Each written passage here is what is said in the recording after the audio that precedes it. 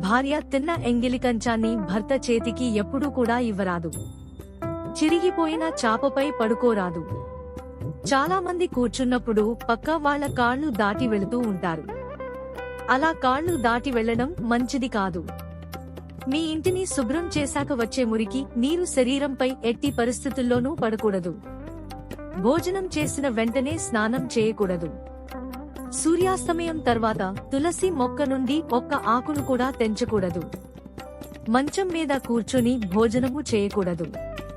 లక్ష్మీదేవి స్వరూపంగా భావించే గడపపై కూర్చోకూడదు. పిల్లలు చూస్తుండగా తల్లిదండ్రులు గొడవ పడకూడదు. డబ్బులు లెక్కించేటప్పుడు ఉమ్మిపెట్టి లెక్క చేయకూడదు.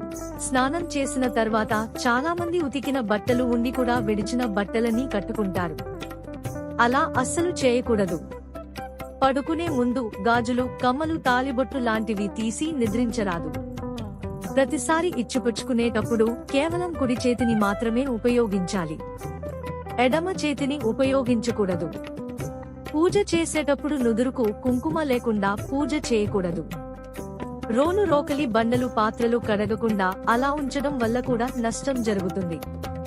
సాయంత్రం సమయంలో సంసారం చేయకూడదు. భోజనం మధ్యలో లేచి వెళ్లరాదు. పాచి ముఖంతో అద్దంలో ముఖం చూసుకోరాదు.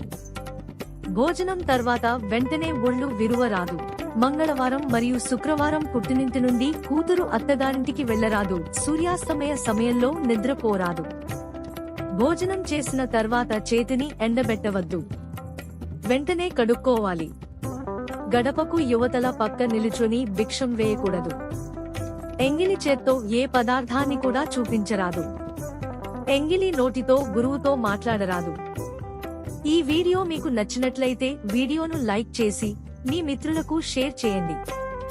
ఇలాంటి మరిన్ని వీడియోల కోసం మన ఛానల్ ను సబ్స్క్రైబ్ చేసుకోండి. Thanks for watching.